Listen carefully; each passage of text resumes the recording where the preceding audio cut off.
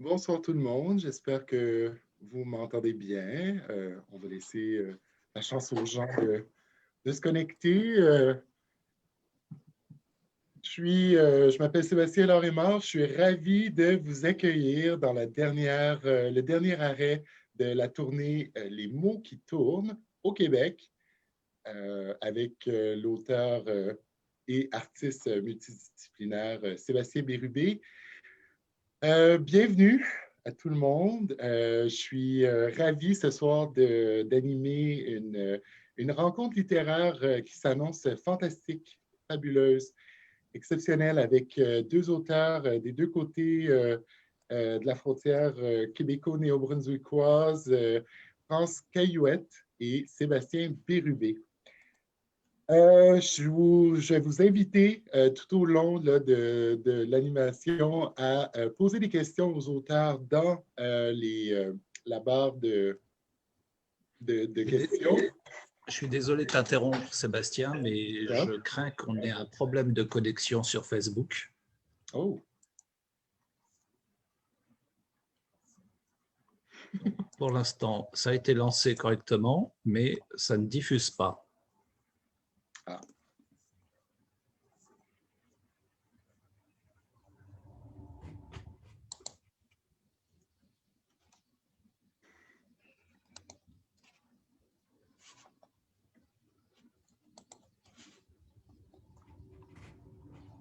Donc, on va voir.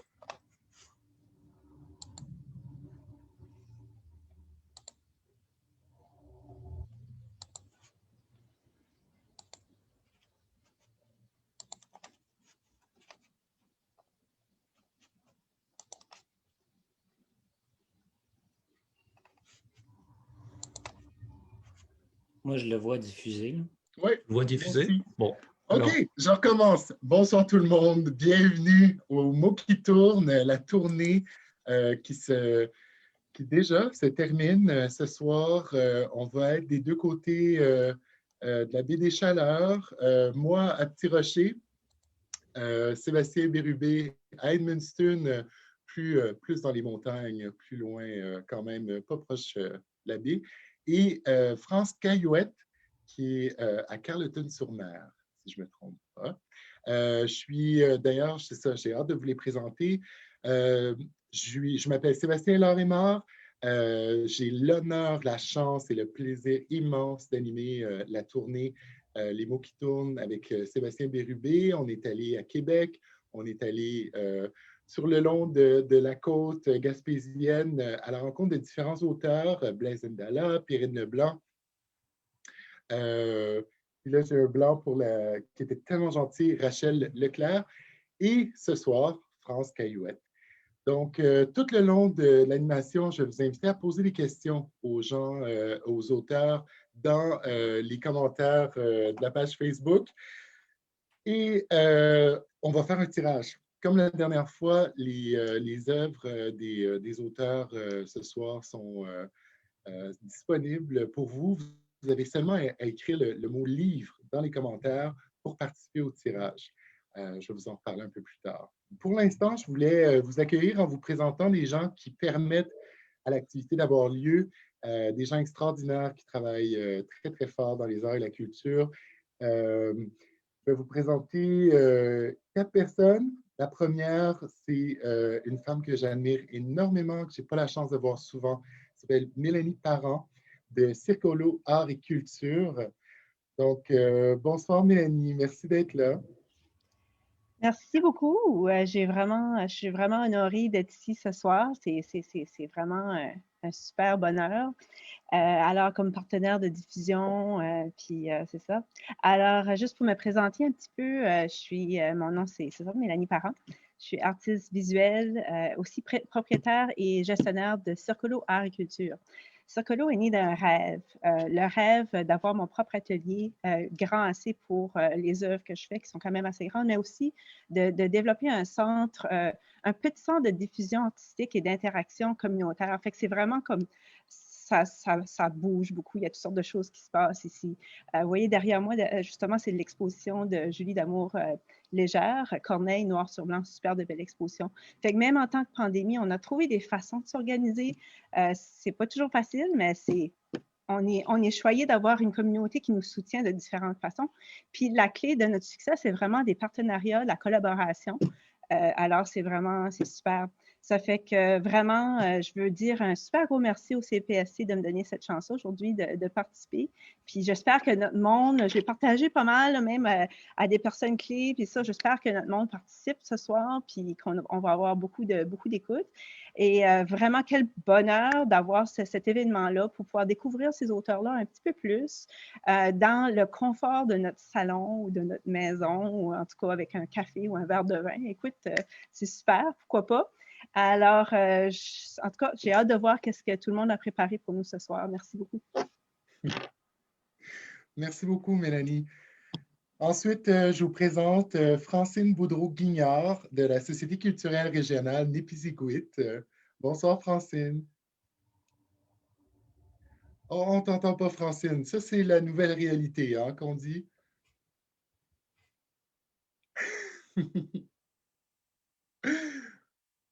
Ah, bon.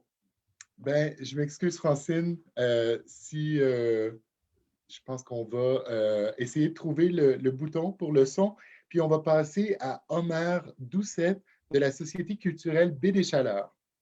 Bonsoir, Omer. Est-ce que vous m'entendez? Bonsoir. Bonsoir, Sébastien. Bonsoir, Oui, tout le monde. ça fonctionne. Oui, je suis très heureux de l'invitation. Également, merci à Marie-Thérèse. Moi, un petit historique. Je suis le nouveau président de la Société culturelle de la Baie des Chaleurs depuis octobre. J'ai passé les 30 dernières années dans l'Outaouais. Puis là, je suis de retour en Acadie depuis environ 2 ans et demi. Puis je voulais m'impliquer dans la culture de la région. Donc, un retour aux sources. Puis également, je trouvais que la Société culturelle, c'était une belle plateforme pour moi de voir un peu la culture sous toutes ses formes, les arts sous toutes les formes, parce que la Société culturelle offre, que ce soit l'art dramatique, à la poésie, au slam, à la musique, on touche un peu de tout, donc ça jouait dans mes cordes. Comme je dis, je suis très heureux d'être invité ce soir. Les mots qui tournent, c'est assez nouveau pour moi. Donc, je vais être tout oui et je vais partager au fur et à mesure. J'aurai des petites questions au fur et à mesure de la soirée pour vous. Donc, merci pour l'invitation encore. Bien, absolument, merci. C'est très apprécié si vous avez des questions là, de participer comme ça. Je ne sais pas si on peut parler à Francine Boudreau-Guignard de la Société culturelle régionale de Nipisiguit. Francine, est-ce que tu pourrais remettre le son?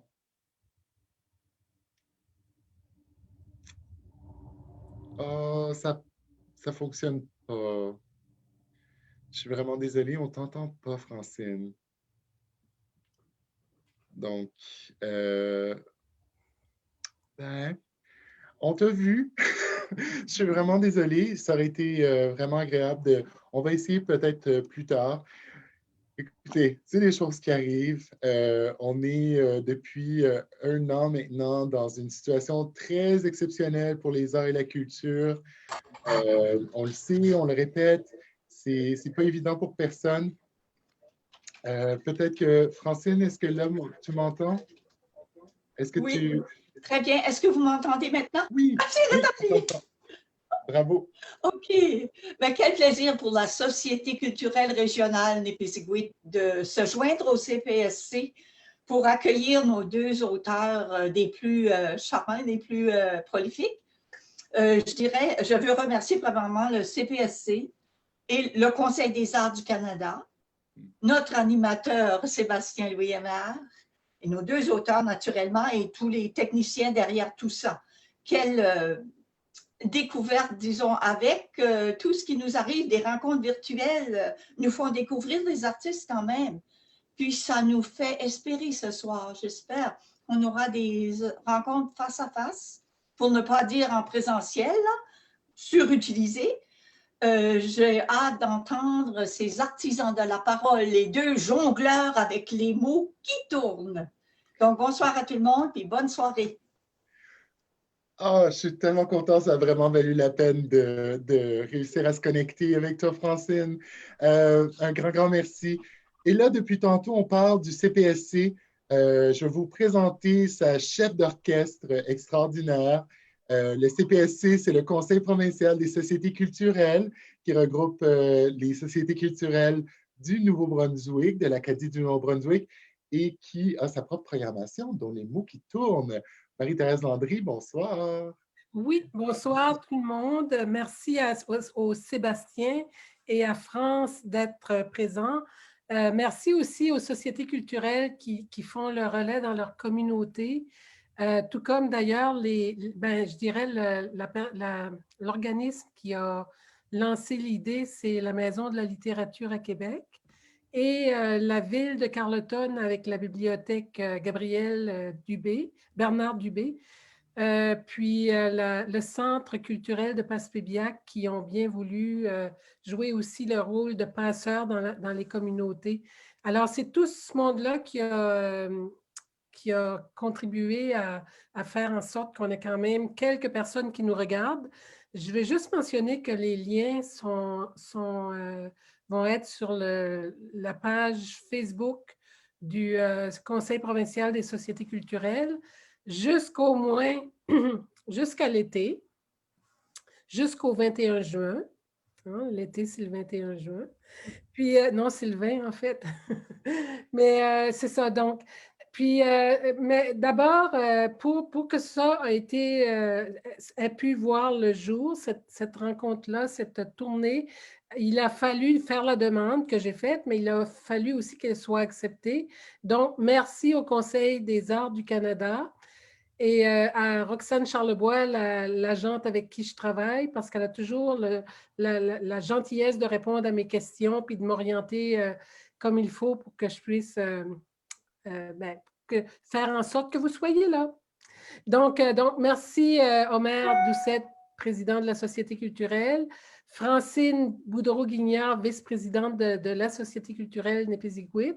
Et je suis heureuse que ce soit, si ça n'avait pas été Sébastien Bérubé, il n'y aurait pas eu de tournée parce que ça a été choisi sur la qualité de, si ça avait été un autre artiste, peut-être que ça n'aurait pas marché, mais comme c'est Sébastien, ça permet à France, à Rachel Leclerc, à Perrine, à Blaise Ndala d'avoir été avec nous. Alors, merci Sébastien, je t'en dois une.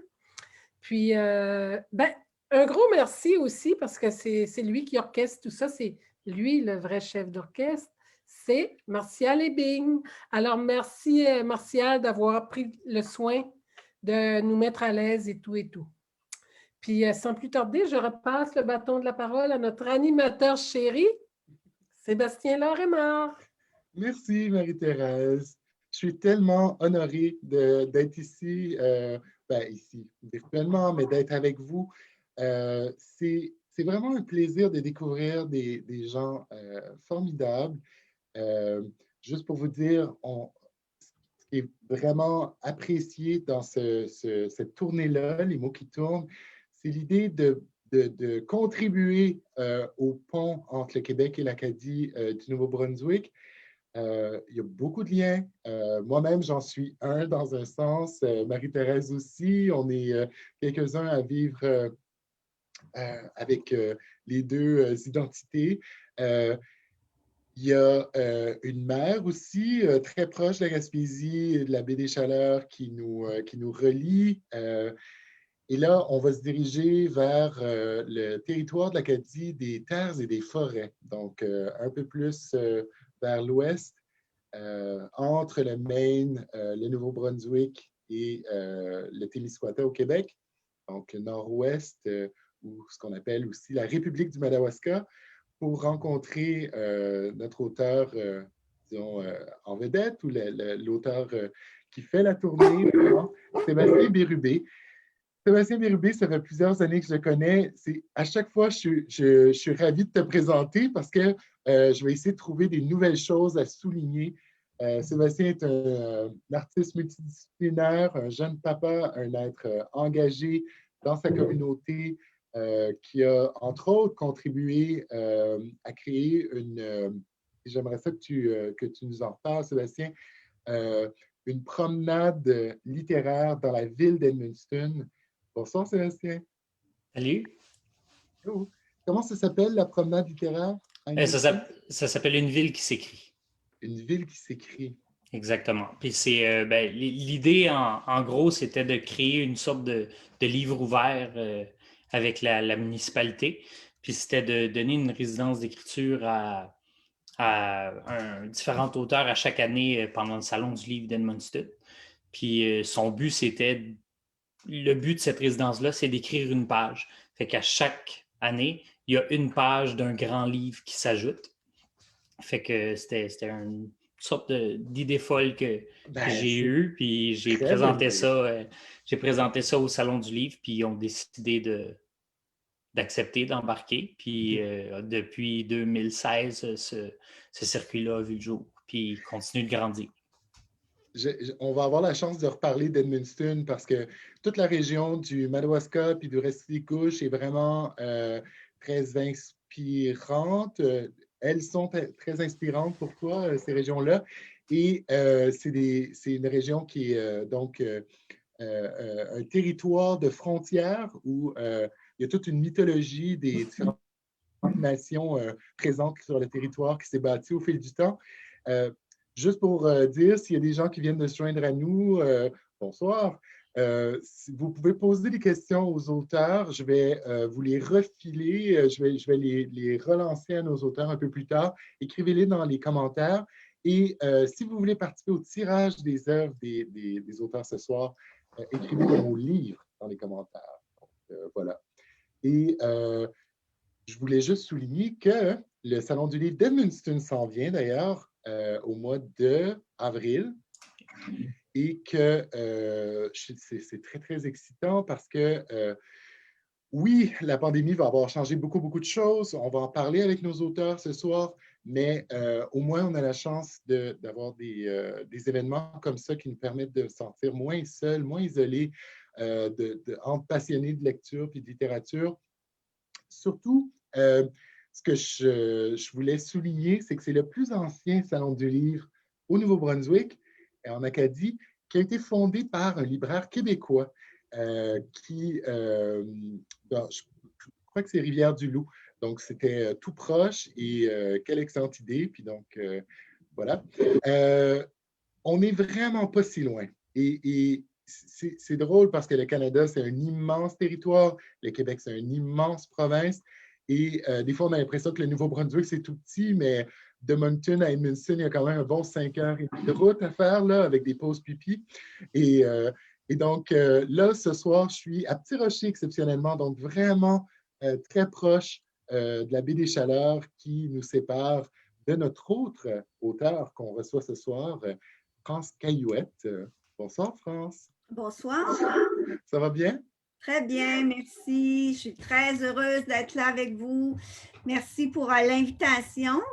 Tu parlais de passerelle tout à l'heure, mais c'est un mot qui est cher pour moi. Je crois beaucoup aux passerelles sous toutes ses formes, dans diverses circonstances. Puis je trouve ça beau, ces échanges-là qu'on peut avoir entre régions. C'est peut-être un des avantages là, de la pandémie, c'est d'avoir multiplié les possibilités de se rencontrer virtuellement. Donc, toi, France, tu es à Carleton-sur-Mer. Oui, tout à fait.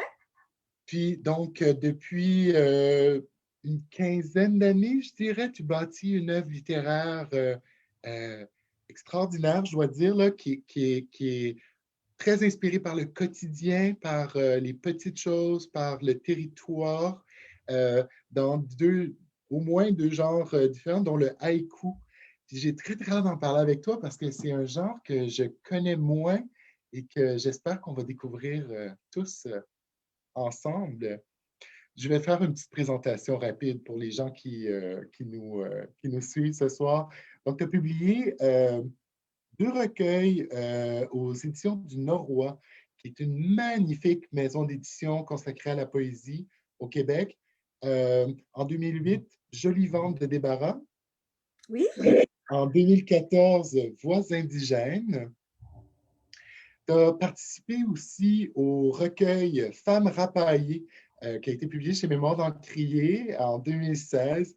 Et ça, c'est vraiment un beau livre, là. C'est vraiment un beau projet. Oui, c'était une belle aventure aussi. Peut-être qu'on aura l'occasion d'en parler tout à l'heure. Je ne veux pas interrompre ta présentation, mais participer à des collectifs, c'est très riche aussi. Absolument, parce qu'on travaille, l'écriture, c'est très solitaire, hein? Puis donc, je vais y revenir. Tu as publié aussi 2 recueils de haïkus spécifiquement, là, de haïkus chez David, qui, là aussi, ben, qui est cher à mon cœur parce que j'ai été vice-président du regroupement des éditeurs franco-canadiens et les éditions David, qui sont basées à Ottawa, c'est une des éditions membres que j'aime beaucoup. Donc, La lenteur au bout de l'aile, en 2007, et Verser la lumière, en 2009. Qu'est-ce qui t'a, juste par curiosité, qu'est-ce qui t'a poussé à publier chez David? Bien, en fait, j'ai été initiée au haïku d'abord par Francine Chicoine dans le cadre du camp littéraire Félix.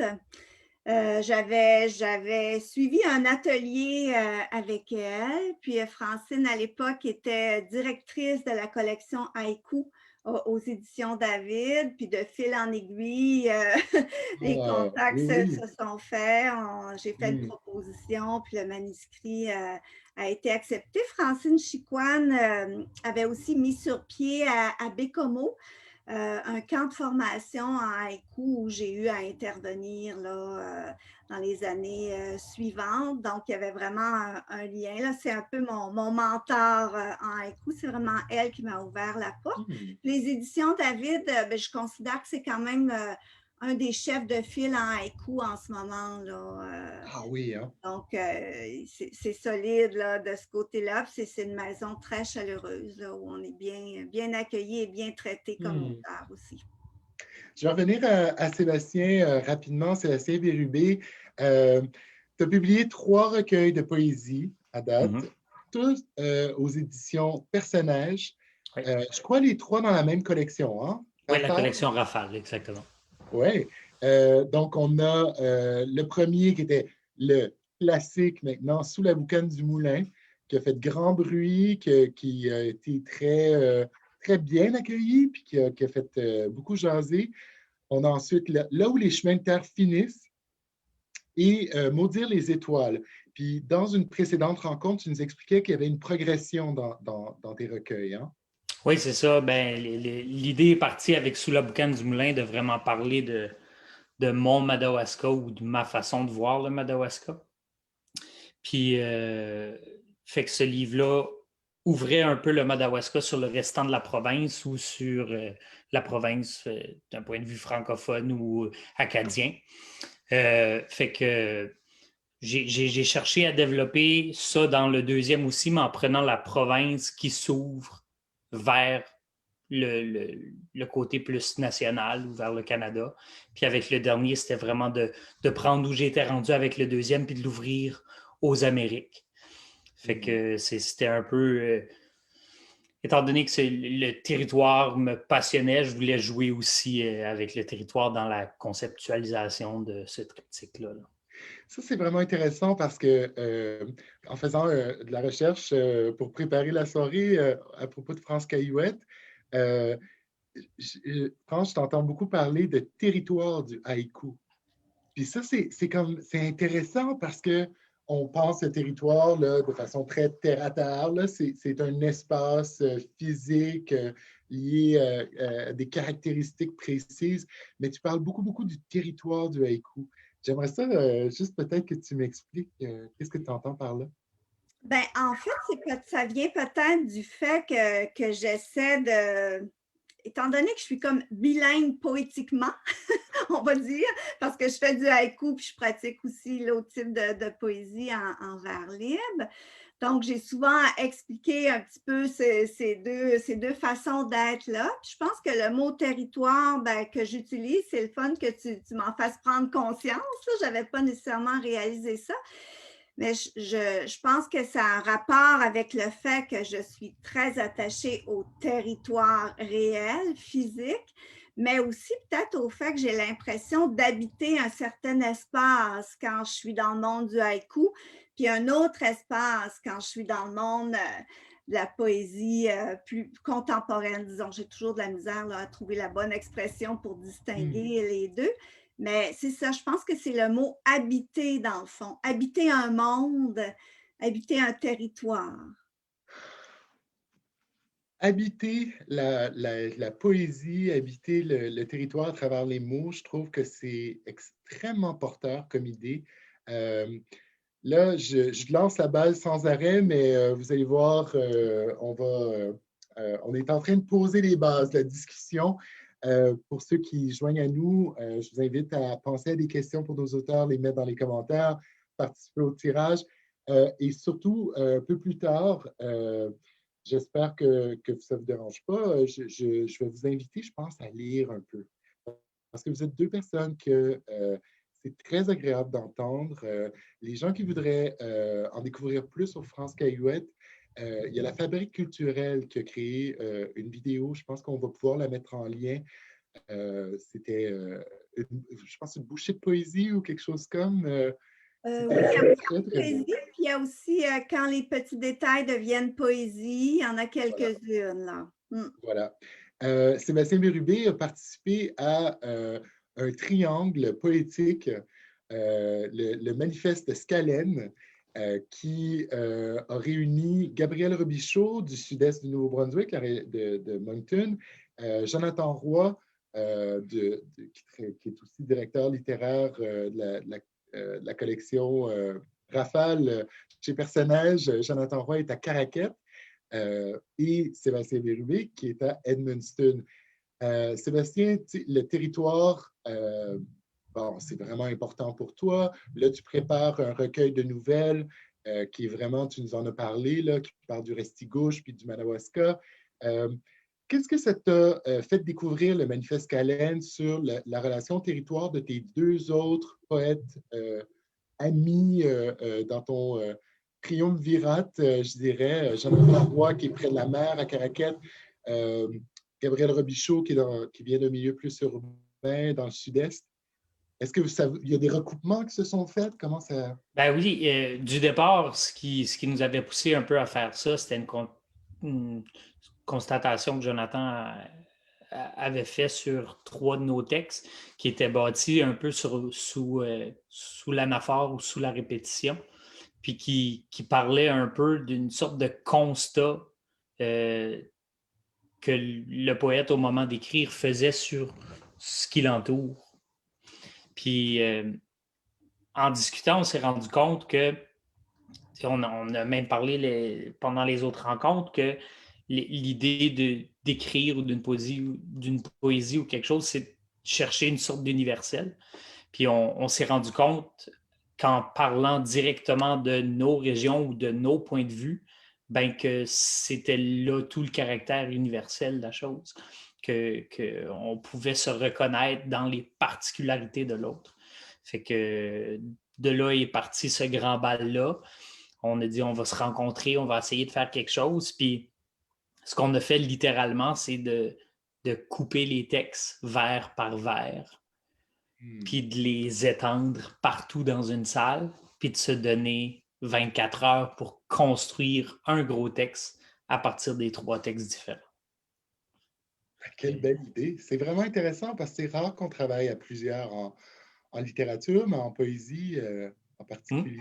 Oui, puis ça amenait une autre sphère aussi de voir cette poésie-là ou ces textes-là s'étendre de cette façon-là. Ouais. Pour vraiment, après ça, toutes les ramasser puis en faire une nouvelle œuvre avec 3 œuvres qui existent séparément. C'était un beau laboratoire. France, je ne peux pas m'empêcher de penser, tout à l'heure, tu parlais du collectif puis de dire à quel point c'est intéressant de travailler dans un collectif. Est-ce que la COVID-19 va avoir eu un impact sur toi ou sur ton travail littéraire? Parce que écrire, c'est pas mal un exercice solitaire aussi. Hein? Bien, absolument. Bien, comme tout le monde, parce qu'en tant qu'humain, ça a eu un impact sur moi, donc en tant qu'écrivaine nécessairement. mais peut-être un peu moins indirectement à cause des étapes que j'avais à franchir là, dans ma création au moment de la COVID. Donc, personnellement, ça a commencé de façon assez abrupte là, parce que la maman de mon conjoint est décédée au début de la COVID.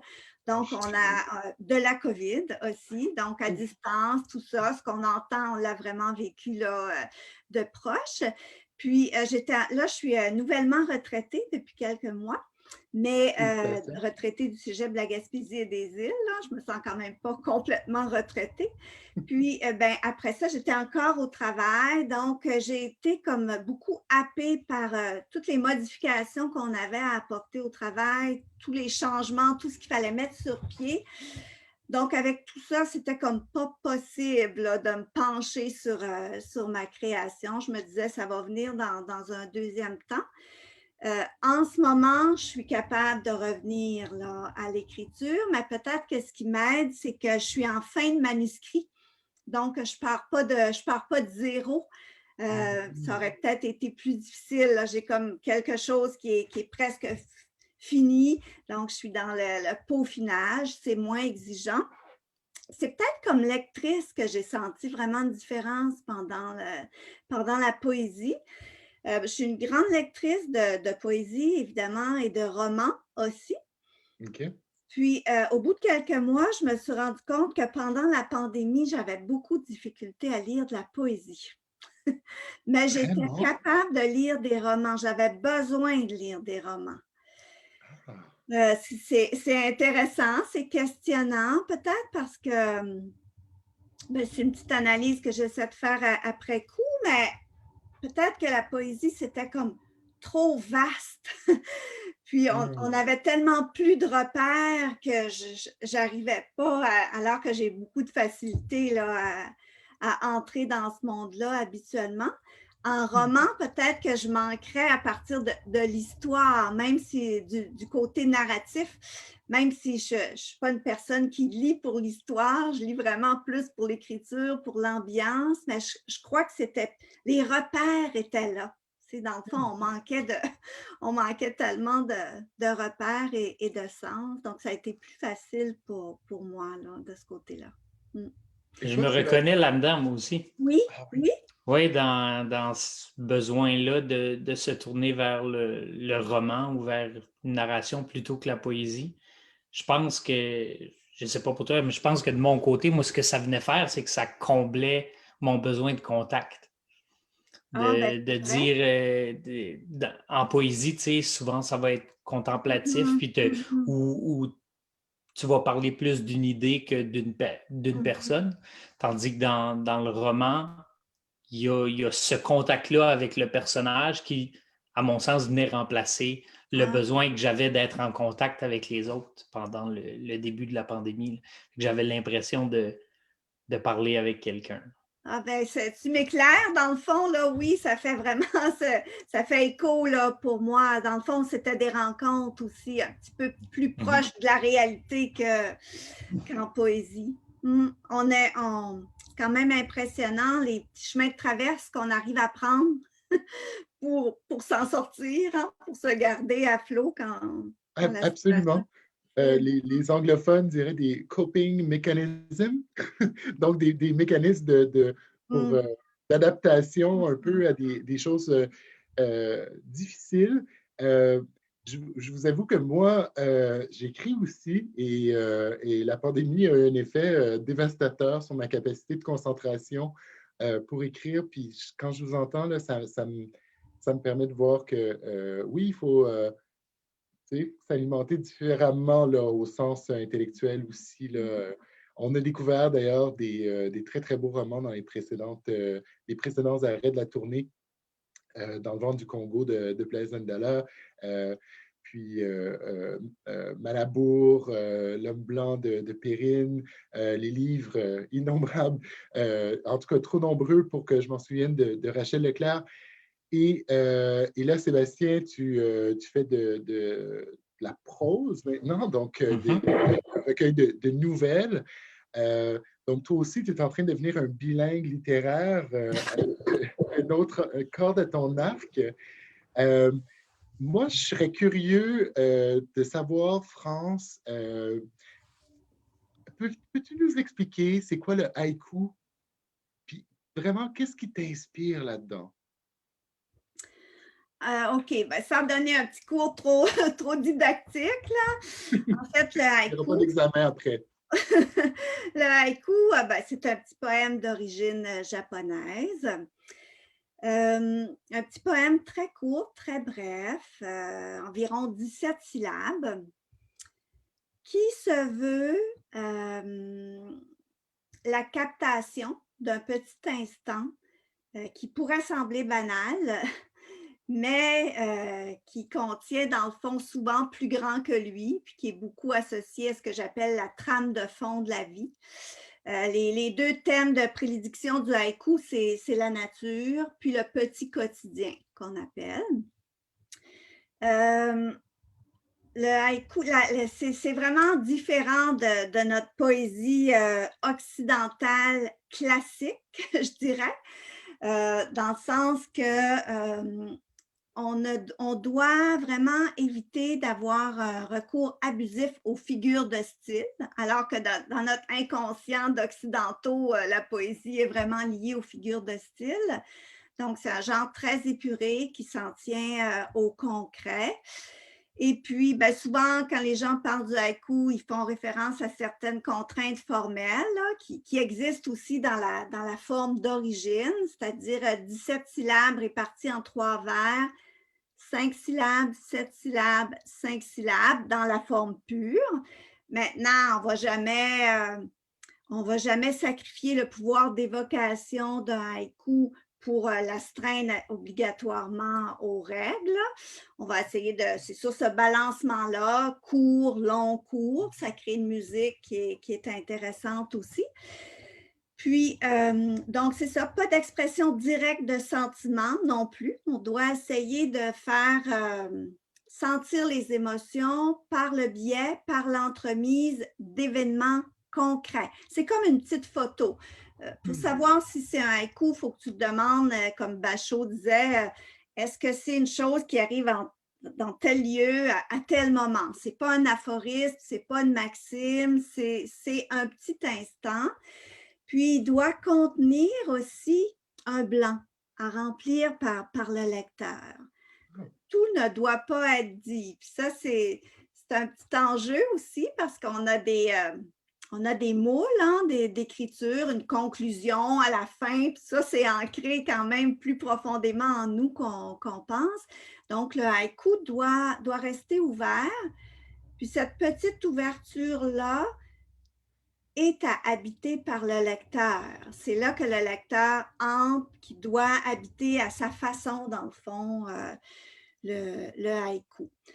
Qu'est-ce qui m'attire là-dedans? Ben pour moi, quand je suis en haïku, je pense que je suis vraiment en acte de gratitude ou de reconnaissance. J'ai comme besoin de témoigner d'un trop-plein d'émotions souvent suscitées par la nature, par la grandeur de la nature ou par les petites brèches du quotidien, les petits gestes simples qui ouvrent sur quelque chose de plus grand quand même.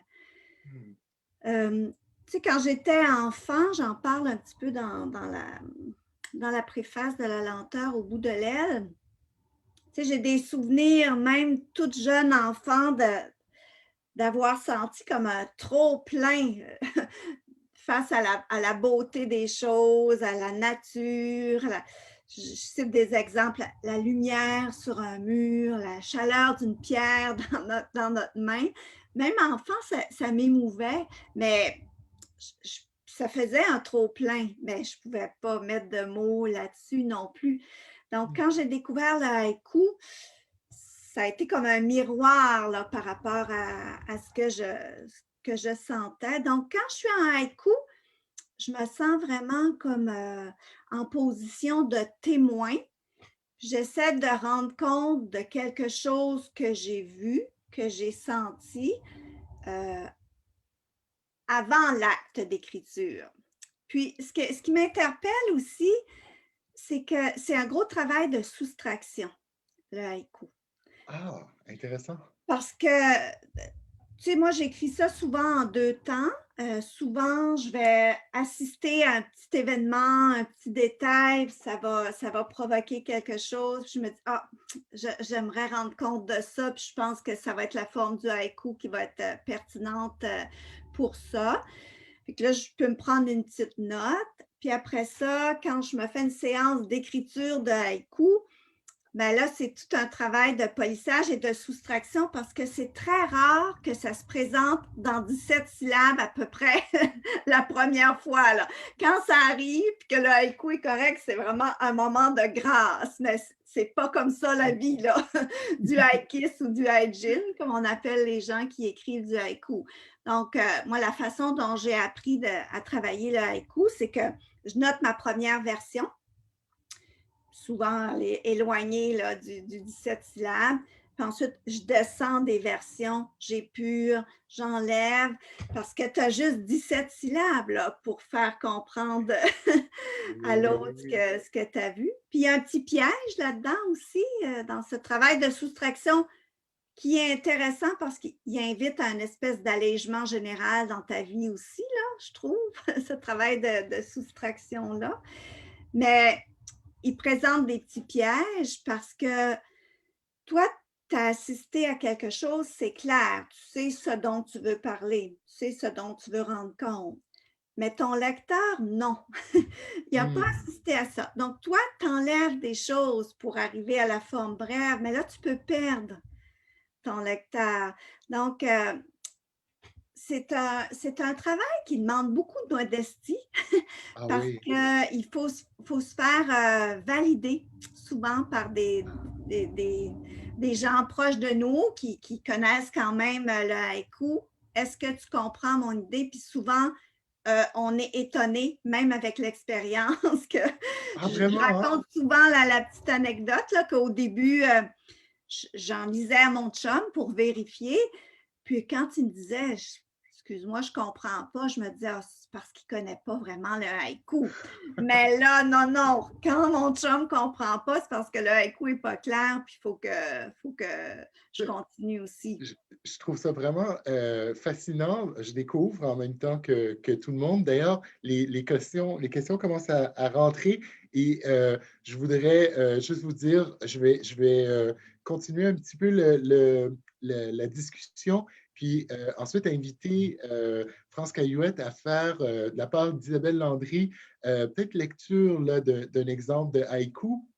Okay. Puis donc, on va faire des lectures d'extraits, puis ensuite, je poserai des questions.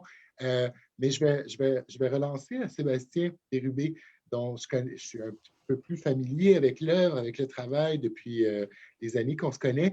Puis Sébastien, ta poésie, c'est une poésie qui est à la fois, comment je pourrais dire ça, concrète, mais en même temps tellement... c'est-à-dire que est-ce que tu définirais ça comme une poésie axée sur la réalité ou tu es plus dans le travail formel? Je ne sais pas. Sérieusement, il faudrait... C'est en train de poser des grosses questions. Mais non, sérieusement, je ne sais pas si j'irais à dire que c'est réaliste ou, à mon sens, pas mal toute l'écriture a son niveau de réalisme ou... Est-ce que tu connaissais la forme du haïku? Puis oui. Est-ce que c'est quelque chose qui... Oui? Oui, je connaissais ça. Je me souvenais en avoir travaillé ou avoir essayé d'en travailler lorsque j'étais à l'université. Puis je pense que c'est peut-être pour ça que j'ai été vers les textes longs. Parce que moi, c'était ce besoin-là d'étendre la pensée sur plusieurs pages. Et si on prend mon deuxième recueil, là où les chemins de terre finissent, je pense que dans le recueil, il y a seulement 5 textes, mais il y a un texte qui s'étend sur 40 pages. Fait que, tu sais, j'ai ce besoin-là d'aller au bout puis de vraiment laisser la pensée déraper, puis aller plus loin, puis dégénérer, prendre toutes sortes de directions, puis après ça, pas avoir le courage de venir couper là-dedans, puis dire à partir de là, c'est autre chose, à partir de là, c'est autre chose. De juste faire confiance à cette pensée-là qui ne sait pas du tout où elle va, puis de la laisser se répandre, puis contaminer tout ce qui va suivre par la suite. Il y a quelque chose là-dedans qui, à mon sens, va aussi à peut-être juste avec la façon de vivre, la façon que je vois la vie de tous les jours, de dire je sais pas nécessairement ce qui m'attend là-bas, mais je sais que j'y vais. Fait que, tu sais, de cette façon-là de faire dans la création, pour moi, m'a amené à faire ce que je fais. Puis l'écriture avec contrainte ou le 17 syllabes du haïku, c'est pas quelque chose que... Je sais pas, j'irais pas jusqu'à dire que c'est quelque chose qui me fait peur, mais je pense que c'est quelque chose qui m'étoufferait un peu trop. Mais si je peux me permettre, les deux Sébastien, je pense que c'est aussi une question de souffle. Moi, j'ai un souffle court, même quand je pratique l'autre type de poésie, c'est des petits poèmes brefs. C'est une question de souffle, puis c'est ça. On ne choisit pas ça. Oui, c'est ça, exactement. On est ça, puis ça nous dirige vers une forme qui correspond à ce qu'on est. Moi, je suis attirée aussi par toute l'esthétique orientale, le dépouillement, là, donc ça se rejoint aussi. Là. Mais oui, c'est ça, je comprends ça. Sauf que pour moi, le travail, tu dis, j'aurais pas le courage, là, je comprends ce que tu veux dire, mais pour moi, quand je suis en train de bricoler, il y a quelque chose d'artisanal et il y a une dimension de résolution de problèmes quand on essaie de faire aboutir un haïku. Puis pour moi, c'est très méditatif, ça. Tu sais, des fois, je peux, OK, il est midi moins 20, je suis encore sur le même haïku, il n'est pas résolu, je n'ai pas de frustration, je n'ai pas vu le temps passer, je suis dans un état second. Tu sais, c'est ça.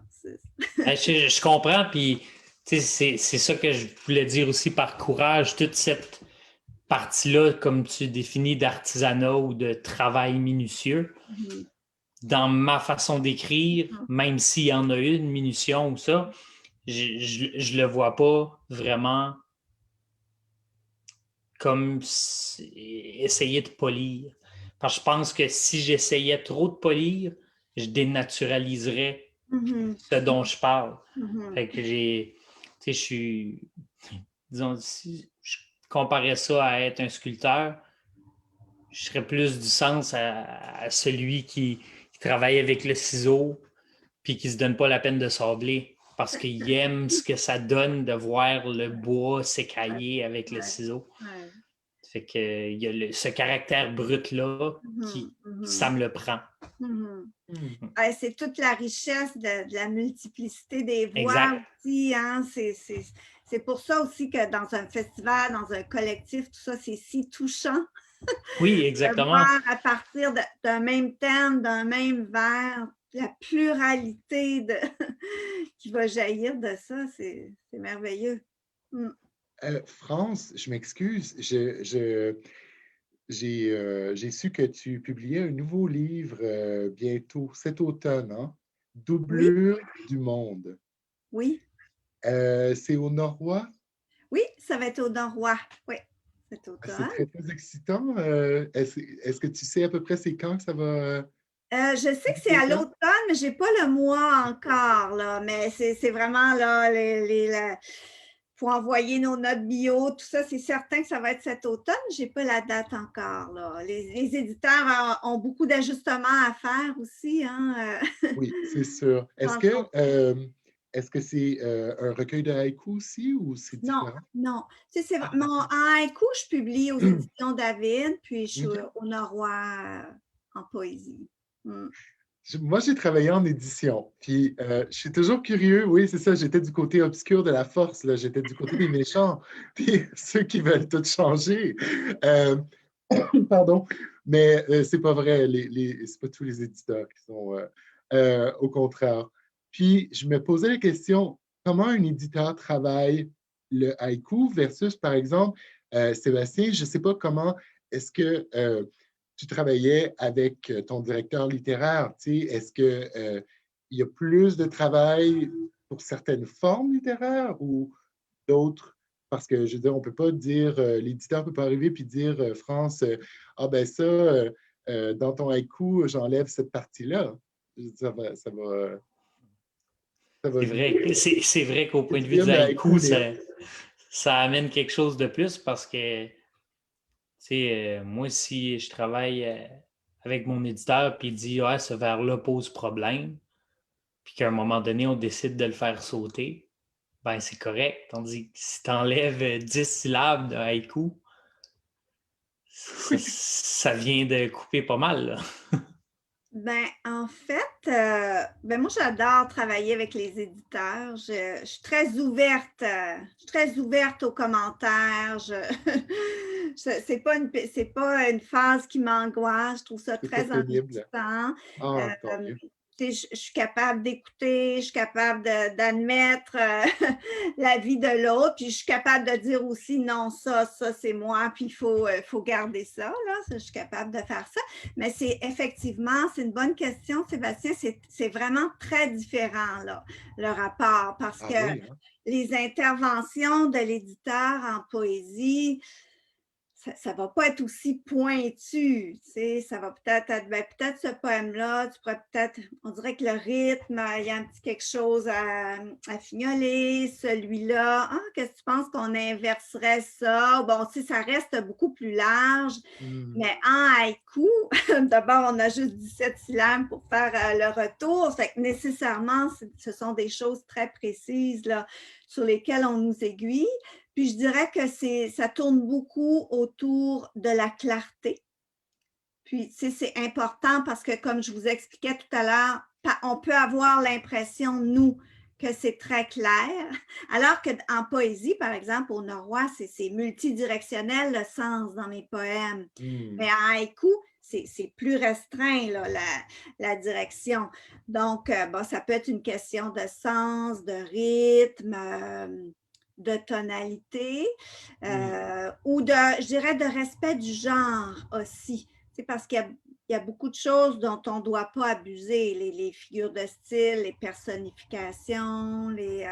Donc, c'est bien d'avoir un œil extérieur. C'est très enrichissant. D'ailleurs, ça va peut-être vous étonner, mais il existe des réunions de haïkistes collectives où, à tour de rôle, chaque haïkiste met un haïku sur la table et tout le monde le commente, l'analyse et on essaie de le bonifier ensemble. Ah oui!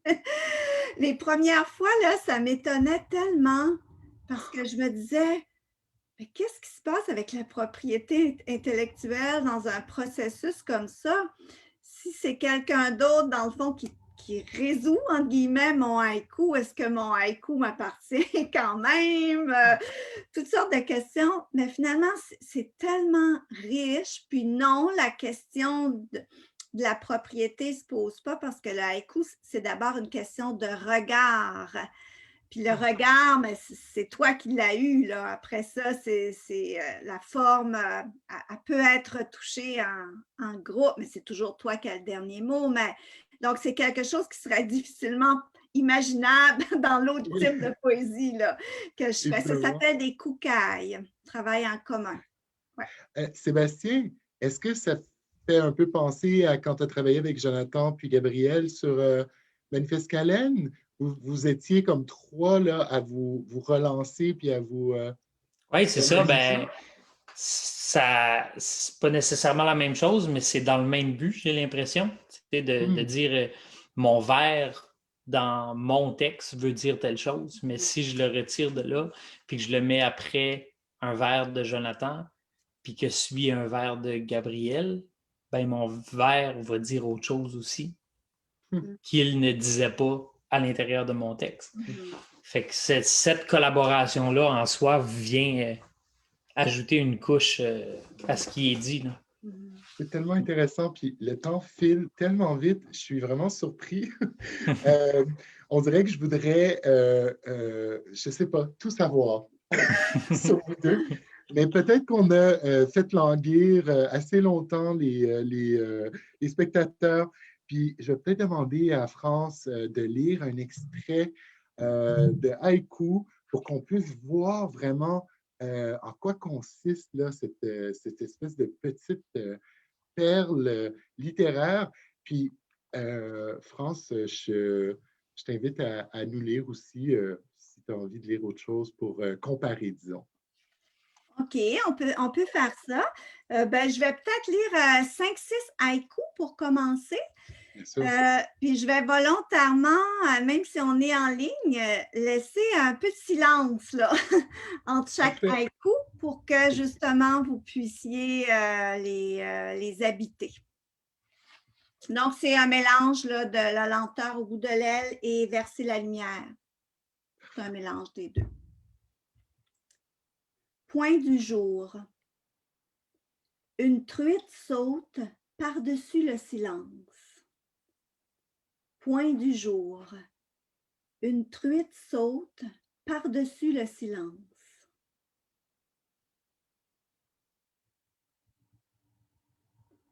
Mon père, un fruit et l'odeur de l'usine dans sa boîte à lunch.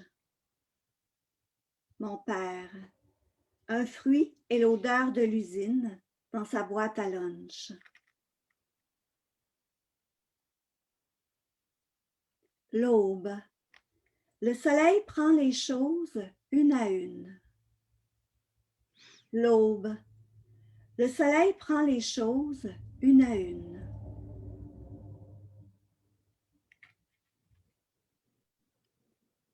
Passage à niveau. Le salut vif d'une gamine suspendue dans l'air. Passage à niveau. Le salut vif d'une gamine suspendue dans l'air. Dessin d'enfant. La cheminée penche avec la fumée. Dessin d'enfant.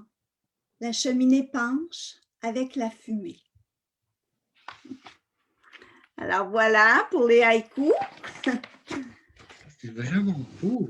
Les images sont tellement pures. C'est fascinant. Oui, c'est comme on entend souvent la réflexion des gens, c'est comme une petite photo. J'ai vu. Les gens disent, j'ai vu l'élément là. Ah, puis c'est tellement petit que quand ça frappe, ça frappe. Oui.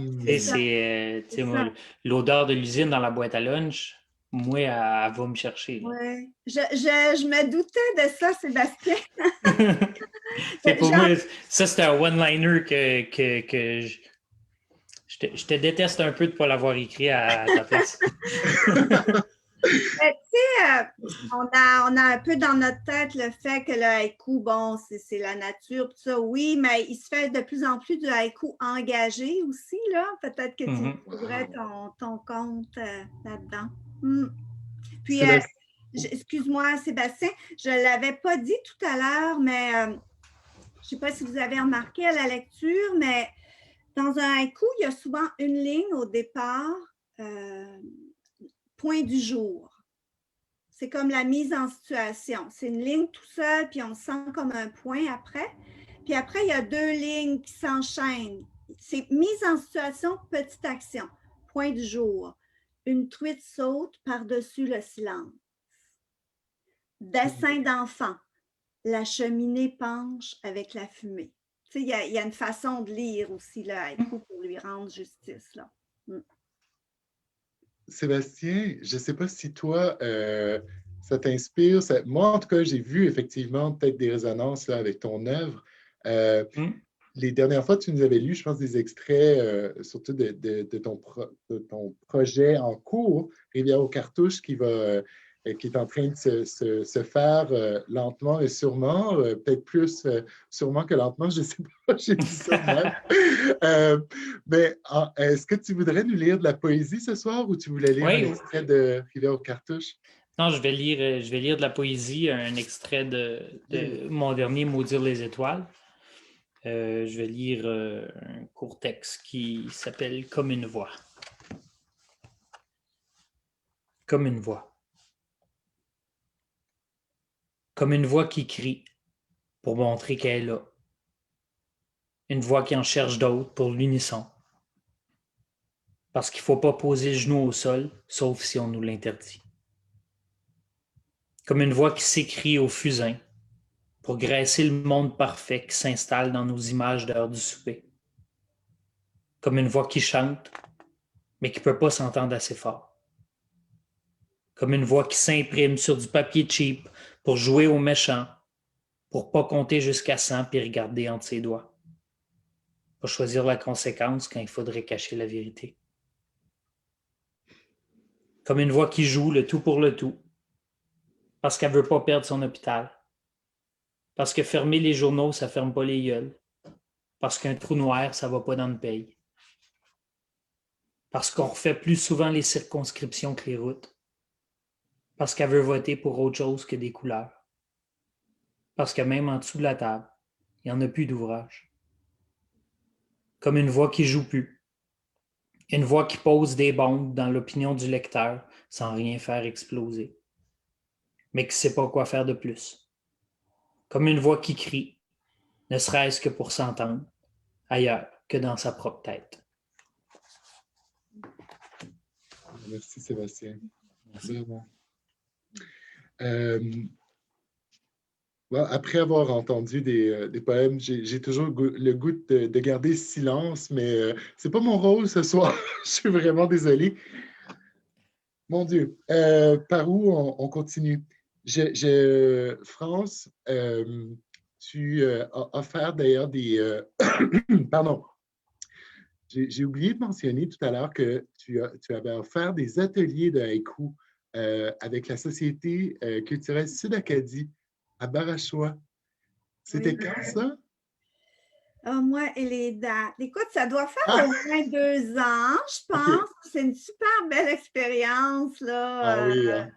Vraiment, je me souviens pas du nom de l'école, mais finalement, quand je suis arrivée, le groupe était beaucoup plus gros que ce que j'avais imaginé. Là. Ah Je oui, pense hein? que j'avais 75 enfants en même temps, mais les enfants ont... le haïku, c'est une question de premier regard. Hein. Il faut comme essayer de voir le monde comme pour la première fois, pour avoir cette espèce d'étonnement-là devant les choses. Puis les enfants ont cette capacité-là, là, c'est vraiment... Ben, Sébastien, tu as travaillé avec des plus vieux, en fait, des adolescents sur un recueil des membres de la Première Nation de Madawaska. Oui. Est-ce que tu as travaillé aussi avec des plus jeunes? J'ai fait des ateliers d'écriture ou des ateliers d'exploration de l'écriture avec des plus jeunes. Justement, je suis sur un projet dans une école primaire présentement pour aider les jeunes à explorer l'écriture puis développer aussi leur imaginaire à travers le dessin. Fait que moi, c'est quelque chose qui m'intéresse de ce contact-là avec les jeunes parce que c'est probablement ce qui m'aurait peut-être permis de me rendre compte que c'était quelque chose qui m'intéressait plus tôt si j'avais eu cette chance-là. Il y en a peut-être eu qui venaient à l'école, mais je n'étais probablement pas assez gentil pour avoir le droit d'être dans la classe pendant l'activité. Là. Mais c'était en punition. Ouais, c'est ça. J'étais plus du genre à être assis au bureau pendant la récréation, disons. Fait que, mais c'est ça, fait que je me dis, c'est peut-être ma façon de participer à ça, puis de faire avoir ce déclic-là à un des jeunes plus tôt que moi je l'ai eu. Tu sais, moi, je me suis rendu compte, j'aimais ça, j'étais rendu quasiment en 11e année. Là. Fait que, ouais, moi, j'étais sur le tard. Là. Je pensais, avant la 11e année, je pense que j'avais lu 2 livres dans ma vie. Là. Puis c'était une prof qui m'a, comme dit Sébastien, tu fermes pas ta gueule dans la classe. Fait que je suis obligé de t'enlever des points. Elle m'a dit, si tu veux revoir tes points, tu as juste à me faire un résumé de 100 mots d'un livre. Fait que j'étais comme, OK, fait que je peux continuer à parler. T'étais comme, c'est toi qui vas gérer? J'ai comme OK. Fait que là, elle me donnait des livres, puis elle me disait fais-moi un petit résumé, puis de fil en aiguille, j'ai adoré ça. Puis après la 12e année, je suis entré à l'université en philosophie et en littérature à cause de cette enseignante-là qui voyait bien que me faire copier le dictionnaire en retenue, ça ne marchait pas. Fait que, ouais, si je peux aider ces jeunes-là à avoir moins de retenue puis à apprendre à dessiner ou à écrire plus tôt, ben tant mieux. Ah oui, c'est vraiment fantastique. France, est-ce que toi, l'écriture, c'est arrivé tôt dans ta vie ou est-ce que c'est arrivé plus tard? Ben, l'écriture est arrivée tôt, la lecture, mais tu sais, des petits chemins là, courants à l'adolescence, à l'enfance, tout ça. Mais moi, j'ai une vocation tardive en publication, premier recueil à 47 ans. Ah, vraiment? Ouais. Wow! Ben non, mais ça se peut pas, c'est comme si c'était l'année dernière, France. J'ai 60 ans. Wow. Wow! Mais en fait, je pense que c'est intéressant de regarder comment ça, que ça s'est présenté comme ça. Je pense que j'ai eu le syndrome de l'imposteur assez longtemps. J'ai eu tendance à retenir des manuscrits. Ça, on l'a tout. Hein? Comment tu dis, Sébastien? Je pense qu'on l'a tout. C'est un travail constant là, de lutter contre ça. Puis, tu sais, des fois, bon, toi, c'était le prof, mais je pense que ça prend quelqu'un d'extérieur à notre entourage. Tu sais, moi, c'est Louise Desjardins, la romancière, poète, à un moment donné, dans un atelier, à la fin, elle est venue me voir, puis elle m'a dit, ben là, France, là, tu sais, brasse-toi, je pense qu'il faudrait que tu fasses quelque chose avec ça. Puis après ça, ça s'est mis en branche. J'ai demandé des parrainages. Moi, je crois beaucoup au mentorat, à l'accompagnement en création, là. C'est Élise Turcotte qui m'a parrainée, puis bon. Ça s'est construit comme ça. Je suis très reconnaissante de ça. Mais je pense que oui, quand on a un fort syndrome de l'imposteur, ça prend quelqu'un qui est extérieur à ta famille, à tes amis, à tes connaissances, qui n'a rien à gagner à te dire, Hugo, il y a quelque chose là. Puis, c'est intéressant parce que des fois, ce qui peut aider, c'est de participer dans des groupes. Et je ne peux pas m'empêcher de penser que le Conseil provincial des sociétés culturelles organise le festival de slam qui vient de se terminer à Moncton, mais aussi à travers le monde grâce à la magie du web. Et le slam permet de faire comme des fois ces armes littéraires. Ça donne, je crois, beaucoup de rétroaction ou de réaction, puis de faire. Est-ce que, France, d'ailleurs, c'est ça, j'avais une question de la part de Francine Boudreau-Guignard qui t'a demandé si tu faisais du slam aussi. Non, le slam. Je pense pas que je serais du tout une bonne slameuse. Non, pourquoi? Je trouve que c'est un courant très riche, ça mobilise les gens. En fait, il y a un côté quand même revendicateur dans le slam. Puis, c'est pas moi, ça. D'autres le font si bien. Non, je ne suis pas attirée. J'aime en écouter, mais je ne suis pas portée vers ça. On a parlé aussi beaucoup de mon haïku, de mon territoire du haïku. Mais il ne faut pas oublier que je pratique l'autre genre de poésie aussi. Ça m'amène peut-être ta question. Je parle de revendication dans le slam puis tout ça. D'une certaine façon, en ce moment, le haïku, il est un peu difficile à porter des fois, je trouve. Parce que je trouve qu'on est dans une époque qui, à l'occasion, peut confondre simplicité et naïveté, beauté et naïveté. Je vois Sébastien qui hoche de la tête. Des fois, je sens ce poids-là un petit peu. Puis, c'est des questions pertinentes, hein? C'est des questions qu'il faut se poser. Est-ce qu'aujourd'hui, c'est correct de s'arrêter au beau, de témoigner du beau dans notre monde malade, dans notre monde vieillant, dans notre monde tourmenté? Est-ce que je suis en dehors de la réalité quand je fais ça? Ça, c'est des questions que je me pose aussi. Mais tu sais, je pense que les deux voix sont importantes et sont complémentaires. Tu sais, je pense que ça prend du monde qui revendique, ça prend ton type de poésie. Sébastien, on est vraiment dans des territoires différents. J'aime ça ce que tu dis parce que au même sens que toi, tu vois un peu la simplicité puis la naïveté être traitées de la même façon. Je vois exactement la même chose de mon côté, où souvent l'aspect engagé ou l'aspect brut ou trash vont devenir des synonymes quand c'est pas du tout le cas. Puis souvent, tu sais, pour moi, une constatation n'est pas nécessairement un engagement.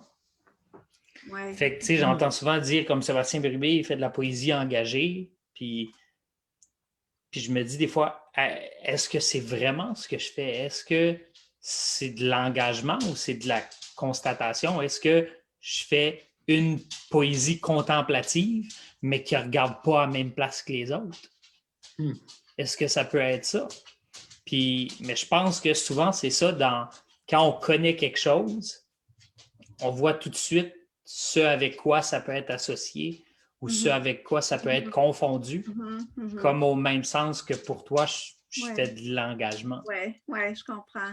Ouais. Ben, si je peux me permettre, dans les commentaires, il y a Alvina qui a signé Alvina, mais c'est sous le profil de Marie-Claire Martin qui a écrit « Sébastien, ta poésie possède une énergie brute et une force vitale. Et France, ta poésie a la délicatesse d'une plume d'oiseau et l'élan d'une envolée. » Je trouve ça tellement beau. Wow. Grande lectrice, Alvina. Grande lectrice. Ah, vraiment? Ah, c'est vraiment... on est chanceux d'avoir des spectateurs aussi attentifs et poètes. Le temps file. Je me sentirais très, très mal d'avoir oublié des éléments importants parce que moi aussi, je me laisse un peu emporter sur les ailes de la conversation, là, même si j'essayais d'être à mon affaire. En fait, France, je crois que tu offres aussi des cours d'écriture. Est-ce que ça se pourrait? Oui, je donne des ateliers. Des ateliers d'écriture La Page Bleue, principalement en poésie, haïku, récit de vie. J'adore l'énergie des ateliers d'écriture, là. C'est très nourrissant. Ah, puis est-ce que les gens peuvent s'inscrire, ils peuvent te contacter ou comment ça fonctionne? Oui, là, je ne suis pas en période de promotion Non, mais oui, surtout là, maintenant, j'ai plus de temps, maintenant que j'ai quitté le monde de l'enseignement. Donc, oui, sporadiquement, j'ai besoin de cette énergie-là. J'apprends autant que les gens, finalement, dans la préparation, mais dans les commentaires, ça nous ramène à la source des différents genres auxquels on essaie d'initier les gens. Je trouve que ça renouvelle notre regard, ça renouvelle notre pratique, là. Sébastien, est-ce que toi, tu offres des cours, des ateliers? Parce que je sais que bon, tu travailles milieu scolaire aussi, puis tout ça, mais comment ça se passe pour toi? Ben, c'est surtout ça, c'est surtout donner des ateliers exploratoires, puis des choses comme ça. Puis au point de vue, tu sais, dans l'édition, je considère ça un peu de la même façon lorsque que je vais mentorer un auteur à travailler sur un projet ou à travailler sur une publication. Ben, souvent, j'aime ça commencer à partir d'une idée puis dire, regarde, je vais t'aider à amener ton projet où tu veux l'apporter. Fait que c'est de jouer avec ça, de donner, tu sais, essaye de faire ça comme ça, puis de l'aider dans l'exploration. C'est quelque chose que j'aurais pas pensé aimer autant que ça. C'est très enrichissant, puis de vous écouter, vraiment, c'était très enrichissant. J'aimerais inviter Marie-Thérèse Landry à joindre à nous, parce que je crois qu'il y a possiblement le tirage qui va avoir été fait ou qui sera fait. Marie-Thérèse, allô? Allô? Donc, est-ce qu'on a un tirage? Oui, en fait, je vais juste avant d'aller au tirage, Oui. il y avait une question vraiment intéressante de Francine. Je ne l'avais pas vu. Avez-vous eu des refus des éditeurs? Parce que ça, c'est une chose qu'on oublie toujours de demander. Démarrer ma vidéo. Sébastien? Oui, ben, moi, France? j'ai peut-être été chanceux à ce point de vue-là. Ben, tu sais, des refus des éditeurs quand j'étais à l'université la première fois, puis que je pensais que j'étais, après avoir écrit 2 pages, que j'avais écrit l'œuvre la plus gigantesque du monde. Oui. Puis à un moment donné, j'avais tourné la page, puis j'étais comme, hey, regarde, c'est pas fait pour moi, puis tout. Mais quand je suis arrivé avec mon premier recueil, je pensais pas du tout que j'étais un auteur. Fait que moi, j'écrivais des textes, c'était là, puis à un moment donné, quelqu'un en a entendu parler, puis a parlé avec quelqu'un, puis de fil en aiguille, 3 mois après, j'avais Sous la boucane du moulin. Puis après ça, ben, j'ai juste présenté au même éditeur. Fait que j'ai été chanceux à ce point de vue-là. France, est-ce que c'était arrivé? Mais je pense que j'ai été chanceuse aussi. Tu sais, c'est sûr que quand tu as une acceptation avec un éditeur au départ, ben, ça te donne une bonne chance parce que là, tu as un éditeur, tu sais, qui peut-être, s'il y a des ajustements, va te faire part des ajustements plutôt que de te donner un refus. Donc, tu sais, comme j'avais été en lien avec Francine Chicoine aux éditions David, j'avais été aussi parrainée pour mon premier recueil de poésie. Ça, je pense que ça aide beaucoup aussi, là. Tu sais, il y avait comme un travail d'élagage qui avait été fait, là, à ce moment-là. Donc, en poésie, je n'ai pas vraiment vécu ça. Là, j'attends quand même, je suis en recherche d'éditeurs en littérature jeunesse en ce moment. On va voir si ça se passe différemment. Là, c'est un autre genre. Donc, j'ai mes preuves à faire de ce côté-là. Mais tu sais, c'est ça, il ne faut pas se décourager pour des refus d'éditeurs. Souvent, on entend des histoires des auteurs célèbres qui ont accusé plusieurs refus. Puis, ça peut dépendre de tellement de facteurs. Il ne faut vraiment pas arrêter de croire en nous là, pour un refus. France, si je peux me permettre, je ne travaille plus là, mais en Acadie, on a la chance d'avoir un éditeur jeunesse qui s'appelle Bouton d'Or Acadie. Puis, donc, je peux recommander la maison. C'est une bonne maison. Sébastien, France, Marie-Thérèse. Marie-Thérèse, est-ce que tu es prête pour le tirage? Oui. Alors, je rappelle que les gens qui voulaient participer au tirage devaient écrire le mot « livre » dans l'espace de clavardage. Et puis, il y a seulement 4 personnes qui ont écrit, même s'il y a plus de gens que ça qui nous suivent depuis le début. Et puis, j'ai remarqué qu'il y a des gens qui nous suivent au départ, puis qui s'en vont, puis qui reviennent. Donc, c'est quand même intéressant. Et là, je fais durer le plaisir, mais en fait, c'est que comme France est une autrice ou une auteure très prolifique, comme Sébastien en fait tout autant, ben, je vais déjà vous dire qu'il y a Tania Gallien, je ne sais pas si je prononce bien son nom, c'est Gallienne ou Gallien, Isabelle Landry, qui est une habituée, qui n'avait que de fleurs pour France et pour Sébastien. Il y a Christine Jean et il y a Michel Aymar pour une deuxième fois. Non! Oui! Alors, on remet ces... attends, je vais regarder s'il y en a d'autres. Odette Paquette. Ah! Oui. Puis, ben là, il faut cesser un jour. Alors, le plaisir étant ce qu'il est, hein, comme le haïku. Hein? Félicitations à tout le monde.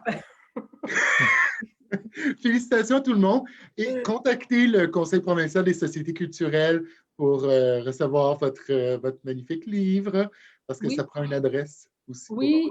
Alors, moi, j'ai pris en note que je vais retourner, tout le monde est sur Facebook. tout le monde qui a gagné. Puis, je vais faire comme j'ai fait la dernière fois. Je vais publier. La dernière fois, c'était le lendemain, mais là, demain, c'est impossible que je publie la liste parce que j'ai un conseil d'administration, mais je devrais faire ça vendredi. Les minutes sont plus... le temps me sera plus clément, on va dire. Donc, c'est ça. Vous choisissez parmi la liste que je vous offre, que je vous présente, les livres qui vous plaisent, puis c'est-à-dire le livre qui vous plaît. On est généreux, mais quand même. C'est ça, ça va nous faire plaisir. Puis, ben, j'ai vraiment aimé, bon, chaque entretien est unique, mais celui-ci avait ce petit quelque chose de plus à cause notamment des gens qui ont été présentés, qui ont ouvert un univers de découverte à plein de monde, d'après les commentaires. Puis, c'est vraiment, merci France d'avoir accepté comme ça, un peu à la dernière minute. Et puis, bien, surtout aussi, merci au Conseil des arts du Canada, merci à Société culturelle régionale de Népisiguit, merci à la Société culturelle Baie des Chaleurs et à Art Circolo, donc notre amie Mélanie, pour la promotion notamment. Puis, bien sûr, aux deux auteurs et à Martial. Puis, comment ne pas dire merci à Sébastien qui a fait ça de main de maître. Merci Marie-Thérèse. Non, mais ça a été vraiment une belle expérience de A à Z. Donc, fantastique. Est-ce que j'ai nommé Martial? Est-ce que j'ai nommé Martial parce qu'il est toujours... Oui, okay. Oui. Puis tu m'enlèves les mots de la bouche. Je voulais vraiment remercier les bailleurs de fonds. La Maison de la littérature à Québec aussi qui a été présente. Les sociétés culturelles, bibliothèques publiques de la Gaspésie. En fait, vraiment, je trouve que c'est à refaire. C'était trop court, extrêmement intéressant. France Caillouette, bonne chance, bonne continuité. Merci. J'ai très, très hâte de lire ton prochain recueil qui va être publié au Norrois, puis très joliment titré Doublure du monde. Sébastien Bérubé, j'ai tellement hâte de retourner à Edmundston. J'ai tellement hâte de te revoir puis de revoir toute la famille. Je souhaite plein de succès, plein de belles choses avec Rivière aux cartouches qui va être publié un jour. C'est dans ce but-là que je l'écris, oui. J'essaie de savoir c'est quand, parce que j'aimerais ça. Mais quand je vais le savoir, je te laisserai savoir. C'est bon. On fera un communiqué de presse. Exact. Merci à tout le monde d'avoir assisté. Merci au public. C'est tellement généreux, c'est tellement apprécié que vous soyez là. Puis Marie-Thérèse Landry, un immense merci. Merci au Conseil provincial des sociétés culturelles, vraiment. J'espère que je n'ai pas oublié personne. Merci à tout le monde, vraiment.